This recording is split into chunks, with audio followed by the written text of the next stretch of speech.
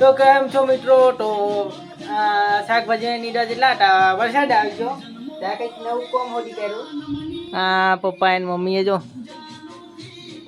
ગોદરા સીવાનું ગોદરું બનાવે છે. આ જો સરસ મજાનું ગોદરું બનાવવા જાય છે.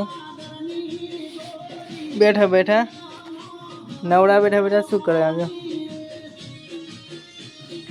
કેટલા ગોટા સીવ કર્યા?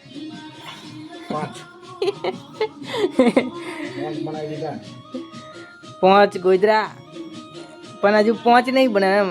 આ બાકીનો માલ પડ્યો છે જો. અરે ગોદરા બનાવવાના છે જો. હવે આ ફાટલા બાટલા પડ્યા છે ને તો તમે પણ બેઠા બેઠા ગોદરા બનાવો. ચોમાસામાં શું કરવાના હે? આ ચૂડા ઓળવા જોઈએ ને ઠંડી મેં ગોદરા એટલે સીવાત બાજવાનું કી.